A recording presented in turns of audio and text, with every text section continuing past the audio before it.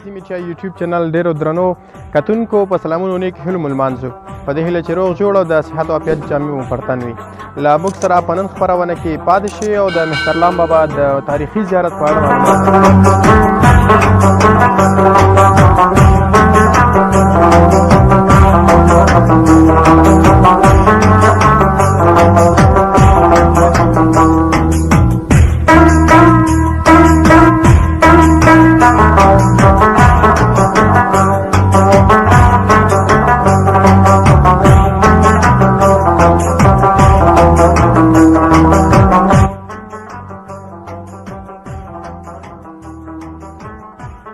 درنو کتونکو د حضرت مهترلام بابا تر مقبرې را ورسېدلو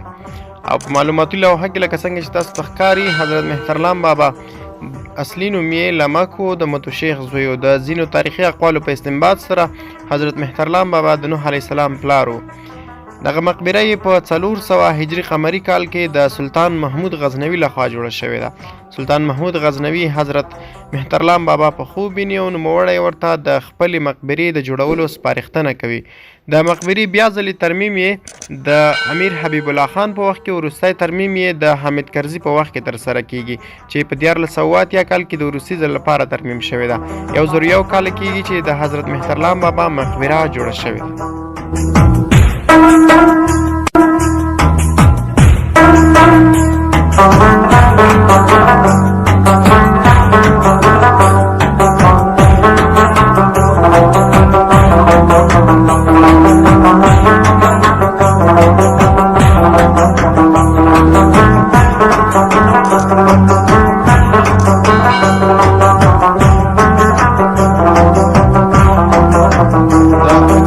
یوټیوب چینل ډیر قدرمنو کتونکو راغلی یو د مهترلام بابا په زیارت کې له یو ځوان سره خبرې کوو ګرانه نوم له کوم ځای څخه راغلی بسم الله الرحمن الرحیم نوم مې شیرزاده د لغمان ولایت قرغیو ولسوالۍ کندې کلي څخه راغلی یم زیارت ته د څه مراد لپاره زیارت ته راغلی د جمعې ورځ د زیاتره خلک دلته راځي د لمانځه لپاره هم زیاتره راځي او زیاتره ښځې چې راځي د چا چې اولادونه نه وي دلته سوال کوي هغوی دا مقصد چې دلته راشي له الله څخه سوال وکړي تر څو چې خدای پاک ورته اولاد ورکړي او زه خو ملګرو سره راغلی یم چکر لپاره دغه د مهترلام بابا زیارت په یو سیاحتي سیمه هم اوښتی ده که ګورو ډېر خلک دلته د میلو لپاره راځي د لغمان اوسېدونکو ته څومره اسانتیاوې برابرې کړي اسانتیاوې خو بیخي نشته ځکه باید د زیارت کې یا د انګړ کې باید دکانونه وای دلته دکانونه ډېر کم دی د خلک چې دلته میلې لپاره راځي چې په کارېږي بېرته د ځای نه ځي بازار ته چې د ځای نه د بازار پورې 100 روپۍ کرایه ده زیات مصرف کېږي باید دلته اسانتیاوې جوړې شي دغه انګړ کې ونې کېنوي باید ډېرې اسانتیاوې جوړې شي ځکه چې د هر ځای هر ولایت نه خلک دلته راځي د خلکو مرادونه ورسره پوره کېږي او شاید پوره کېږي ځکه چې ښځې راځي که د دوی مراد نه پوره کېده دوی نه راتلل او هو د هر ولایت خلک راځي زیاتره د کابل ننګرهار کونړ اخوا د نور غزني دې ولایتو خلک هر ځای نه خلک راځي او خصوصا د جمعې ورځ او د نور تفریحي د رخصتي ورځو کې زیاتره خلک راځي او د ځینو تاریخي اقوالو له مخې د افغانستان د پخوانیو پاچاهانو د کورنیو غړي خاص کر بیا یو تاریخي قول دی چې شاه شجاع هم دلته ښخ دی شاه شجاع مقبره هم دلته وجود لري هو بالکل زیاتره اقوال شته دی چې شاه شجاع مقبره دغه وړاندې دغه ساحه کې د شاه شجاع قبر ده خپله دا زیارت چې ده دا د نوح علیه السلام پلار د حضرت لمک علیه السلام ډېره مننه درنو کتونکو دغه د مهترلام بابا په زیارت کې بېلابېلې مقبرې وجود لري چې یوه مقبره پکې د سردار حبیب الله ترزي ده هغه څوک چې د امیر امان الله خان په وخت کې د لوی مشرقي دارالحکومه او دا دلته د په اړه معلومات راټول شوي دي چې په 42 کلنۍ کې وفات شوی دی درنو کتونکو راغلي یو د هغه کس مقبرې ته چې د خپلې تورې پر مټ باندې او د خپلې تورې په زور باندې انګریزان مات کړل هغه څوک چې انګلیسي لښکرو ته یې ماتې ورکړله نوم یې غازي محمد شاه خان غلجی بابکرخیل دی دا چې د امیر دوست محمد خان ورور و او د وزیر محمد اکبر خان خسر و یعنې د وزیر محمد اکبر خان تره یا کاکا هم و او خسر یې هم و او دا وکولی شو چې د کابل په خرد کابل سیمه کې له خرد کابل څخه نیولې تر جګدلک پورې د انګریزانو 14,000 عسکر له منځه یوسي او په خپله کلا کې یې 72 تنه انګریزي سرتیري چې وو هغه یې د 3 میاشتو لپاره بندیان کړي وو. د بدی په عقل تمام کې هلته د خپل کلا درلودل او په هغې کې د غزندان کې د 72 تنه انګریزي لښکر چې وو هغه د 3 میاشتو لپاره بندیان کړي وو او دی چې وو په 1845 میلادي 1849 میلادي کال کې وفات شو او انګریزانو چې وو دی نه ماتېدونکی او داسې یو دښمن یو باله چې نه تسلیمېدونکی و تر حقیقت تسلیم نه شو په وروستیو کې په 1849 میلادي کال کې وفات شو. مقبرې ته ورځو.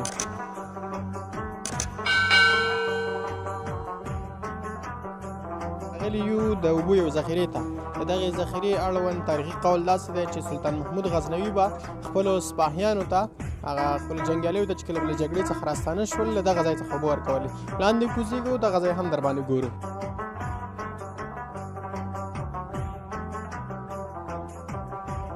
د دغه ځای اوبه چې دي له شمکټ څخه راځي. شمکټ د لغمان یوه سیمه ده. دې ځای ته چې کومې اوبه راځي هغه له شمکټ څخه راځي خو پخوا چې وي اوبه یې سالمې وي او اوبه یې تقریبا پاکې وي او اوس چې دي اوبه یې د څښاک وړ نه دي او له هغه لارې څخه اوبه دلته راکوزېږي. دغه یو بمبه غوندې ورته جوړه کړې ده چې په ویالو کې د چیني اوبه راځي او بیا دلته راتویږي. پخوا به اوبه سالمې وې د څښاک وړ وي خو اوس یې اوبه د څښاک وړ نه دي. اوبه یې سالمې نه دي او نشو کولی چې له دغه اوبو څخه د څښاک لپاره استفاده وکړو. دغلته نورې زینې هم دي ښکته کېدو لپاره کولی شو چې لاندې نور هم ښکته شو خو د اوبو له وجې نشو ښکته کېدلی او د دغه څاه یا د دغه ذخیرې د پاکوالي لپاره دغه زینې لاندې نورې هم ښکته شوي دي. ژور ځای دی او له دغه ځای څخه پخواني سپاهیان اوبېدل. د احمدزي میډیا یوټیوب چینل ډېرو قدرمنو کتونکو له موږ سره پاتې شئ او د مهترلام بابا زیارت یو تر ټولو جالبې برخې ته مو بیا درنو کتونکو په دغه اتاق ته راغلو. یو غټه کوټه ده او شکل یې هم د ګنبدې په څیر دی. په دغه اتاق کې هر چا څوک راغلي دي. ځینو خلکو خپل د موبایل نمبر لیکلی دی، ځینو خلکو خپل نومونه لیکلي دي، هغه نیټه یې ورسره لیکلی چې دوی دلته پرې راغلي دي. راځو یوازې یو څو نومونه راخلو. دغلته لیکل شوي دي یادګار د هاشم 96 د 9 او احسان الله NGA. ځینې اقوال داسې دي چې بعضې خلکو دا یو معقوله غوندې جوړه شوې دلته چې هر څوک راځي دلته خپل مراد وړاندې کوي او بیا هغه مراد چې کله دوی وړاندې کړي خپل نوم لیکي، هغه څوک چې غواړي د هغه نوم لیکي. مثلا دغلته لیکل شوي دي ایلویس او داسې نور. ځینې خلک بیا خپل د ټلیفون شمیرې هم دلته لیکي. بعضې خلکو هغه ابجدو کې خپل نومونه لیکلي دي او د هغو دغه نومونو د یو ځای کېدلو لپاره یې خواست کړی دی. دغه غوښتنه ده. یو ځای لیکنه شوې ده چې زامن الله ورکوي. نو بېلابېلې لیکنې دي. یو ځای ډېره جالبه لیکنه شوې ده چې دا ټول دروغ وایي او زه پکې رښتیا وایم. دا غریب نو بیخي غرق و. بېلابېلې لیکنې دي. یوازې دا اتاق نه دی بلکې په څو ځایونو کې دغسې لیکنې شوي دي چې دا د دغه مهترلام بابا د زیارت تر ټولو جالبه ځای دی او تر ټولو جالبې لیکنې هم دغلته شوي دي. نو دغه دیوالونه چې دي دا په بېلابېلو لیکنو باندې رنګ شوي دي. هر چا د خپل ذوق مطابق لیکنې کړي دي او دغه خپل هغه څوک چې دوی غواړي د هغوی غوښتنه یې دلته کړې ده. مثلا لکه دغلته چې موږ وکته دغسې په سلګونو حتی په زرګونو لیکنې دلته شوي.